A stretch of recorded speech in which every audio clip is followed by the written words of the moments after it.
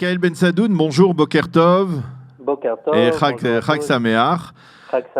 Merci d'être avec nous ce matin sur Studio Kalita. Je rappelle que vous avez été le directeur général de Kalita, que vous êtes aujourd'hui impliqué dans une start-up israélienne qui est en pleine phase de développement. Mais ce n'est pas ni en tant que responsable de l'ALIA, ou en tout cas impliqué dans l'ALIA et l'intégration des Olim, ni même en tant que high-techiste, comme on dit ici, que nous avons souhaité vous parler, mais en tant que citoyen, on va dire citoyen préoccupé par ce qui se passe actuellement en Israël, et c'est d'une certaine manière ce qui vous a conduit, cette préoccupation et cette implication dans ce qui se passe dans la réalité israélienne d'aujourd'hui, qui vous a conduit à participer ces dernières semaines aux manifestations de protestation contre ce qu'il est convenu d'appeler la corruption d'État, ces manifestations qui se sont développées, on va dire, à Tel Aviv, sur le boulevard Rothschild, qui ont un petit peu baissé d'intensité ces 2 dernières semaines, mais qui sont le reflet d'un certain courant et d'une certaine préoccupation. Alors pourquoi avez-vous décidé de vous mobiliser et de manifester, de protester contre ce qui se passe actuellement ? Par inquiétude et par volonté de défendre notre démocratie et les institutions de l'État d'Israël. Ce qui m'a fortement inquiété, c'est le sentiment que finalement on fait passer les intérêts personnels de notre Premier ministre avant l'intérêt général. Et ça, c'est très inquiétant. Et pour moi, ce qui a sonné comme une alarme, c'est lorsque la majorité a essayé de faire passer ce qu'ils ont appelé la loi française, donc un chok hatzarfati. C'est-à-dire que soudainement, on a trouvé que le système français était magnifique et qu'il fallait en fait, qu'Israël avait besoin d'une immunité présidentielle, comme en France, donc pour protéger notre Premier ministre. Et ça, évidemment, c'est très dangereux, parce qu'on peut justifier l'immunité présidentielle en France, puisque c'est un système présidentiel avec 2 mandats au maximum.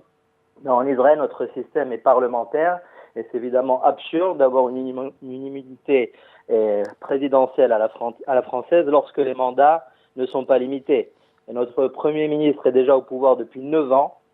Le pouvoir, ça use, le pouvoir, ça corrompt.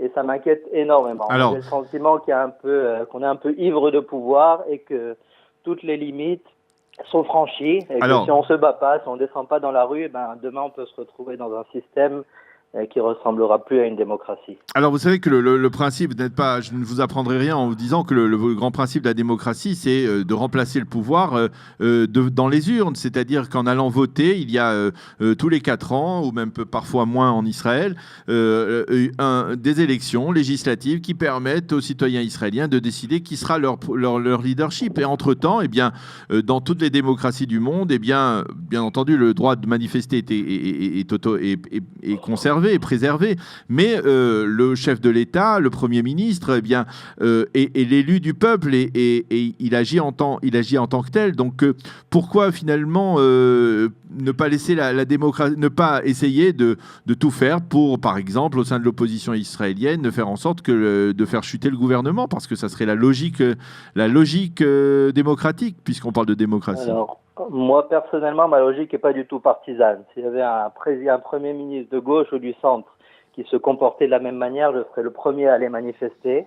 Et je pense que c'est très important, la vigilance citoyenne. Il ne faut pas juste faire confiance à la majorité, parce que le propre d'une démocratie, c'est justement aussi de limiter la majorité. En tout cas, le propre d'une démocratie libérale, c'est de ne pas faire confiance de manière aveugle à la majorité, parce que les majorités, elles peuvent se tromper. Et donc, voilà, je joue mon rôle de citoyen. Et encore une fois, je regrette fortement que la mobilisation soit partisane. C'est vrai que c'est ça, parce que il faut bien avouer que lorsque on voit les reportages qui sont diffusés sur ces manifestations, les slogans, ce sont des slogans qui sont anti-Netanyahou plus que anti-corruption. On n'a pas l'impression que les gens qui viennent manifester sont particulièrement des gens de la droite israélienne ou même du centre. On a véritablement le sentiment qu'il s'agit là d'un mouvement de la gauche israélienne, voire même de l'extrême gauche, qui est dirigé contre la personne de Binyamin Netanyahou plus que contre une corruption d'État en tant que principe, quoi. Non, je ne crois pas. Je crois qu'effectivement, les premières manifestations à Petah Tikva, où il y avait des centaines de manifestants, c'était effectivement un combat très personnel anti-Netanyahou. Et les dernières manifestations, j'ai moi-même été surpris par le nombre de manifestants. Bon, c'est vrai que c'était la ville, c'est vrai que c'est plutôt la gauche, mais j'ai vu des jeunes du Likoud aussi révoltés par ce qui se passe au Likoud. Je rencontre de plus en plus. Tout de même, quand on entend un homme comme Méni Naftali qui s'en prend directement à Binyamin Netanyahou, qui dit moi, mon but, c'est de faire tomber Netanyahou, c'est de le faire chuter, et de manière. Oui, alors, c'est-à-dire. Mais il ne faut pas rentrer dans ce piège du Premier ministre et de Méni Naftali qui essaie de personnaliser à fond le débat. Ce n'est pas un débat personnel, là. Eh bien oui, mais on a souvent le sentiment que ça l'est, quoi.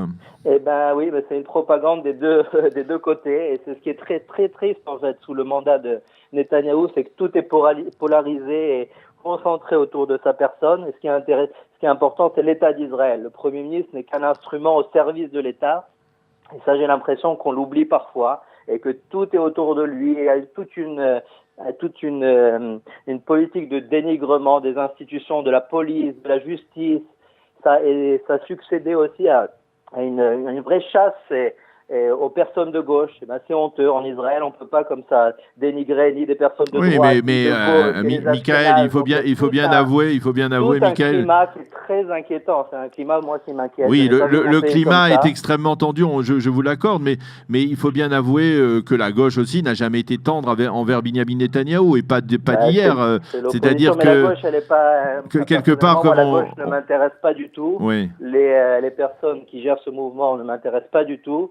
Et ce qui est intéressant, c'est le message, c'est pas le messager. Ouais. Oui. Donald Trump, je pense que beaucoup de personnes ne l'admirent pas en tant comme politique. Et tout le monde soutient sa déclaration. Ici, c'est un peu pareil. Le Méni Naftali, et je ne sais plus comment s'appelle le deuxième. Eldad Yaniv.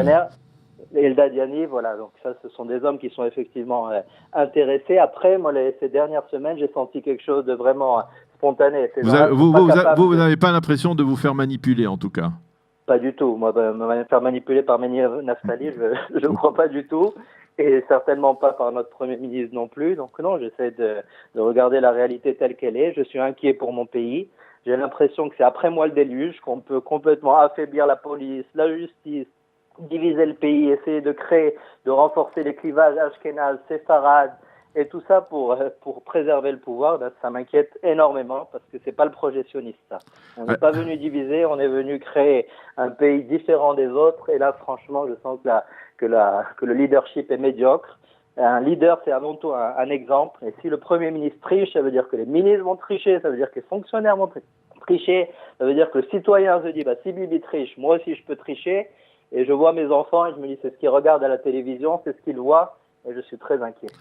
Alors, que peut-on faire en dehors des manifestations? Que doit-on faire, à votre avis, pour essayer de canaliser, on va dire, pour essayer d'empêcher justement ces débordements, ou d'empêcher ou de faire en sorte que véritablement l'État d'Israël soit en tout point un État de droit, que la démocratie israélienne soit l'expression, enfin, des sentiments de l'ensemble de la population, israélienne? Quels sont les clés, les moyens les outils dont on dispose pour changer cette situation, à part la manifestation? Qu'il faut respecter les contre-pouvoirs. La démocratie, c'est avant tout des contre-pouvoirs. Parce qu'on sait très bien que, comme j'ai dit, le pouvoir corrompt. Donc si on ne limite pas le pouvoir d'un Premier ministre, on peut se retrouver dans un régime qui n'est plus une démocratie.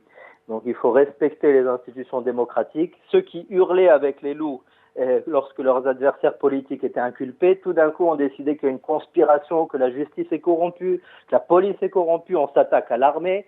C'est dramatique, c'est très dangereux. On ne peut pas se permettre de faire ça quand on est un Premier ministre. Et le président qui est une lumière pour tout le monde, je trouve en ces jours parfois un peu sombres. Alors le président, on l'accuse maintenant d'être un homme de gauche, mais c'est complètement ridicule. Donc il faut regarder la réalité telle qu'elle est, et dépassionner les débats et comprendre que Bibi, c'est un Premier ministre, c'est qu'un instrument pour l'État d'Israël. Et ce qui est important, c'est l'État d'Israël, et certainement pas le leader qui soit le leader que le peuple a élu. Et ça, il faut respecter le choix des électeurs, évidemment. Eh bien, Michael Bensadoun, merci d'avoir aussi courageusement exprimé votre avis sur un sujet qui fait débat et qui suscite polémique en Israël depuis de nombreuses semaines. Merci d'avoir été avec nous et de nous avoir fait partager votre préoccupation pour la démocratie israélienne ce matin. Merci. Beaucoup de lumière en ces temps de Hanouka. Voilà, c'est ça. Merci beaucoup et Chag Sameach. Voilà. Il est 8h24 sur Studio Kalita. Nous allons marquer une pause. On se retrouve, je l'espère, dans quelques instants avec Eliana Gurfinkel et sa chronique Un jour notre histoire.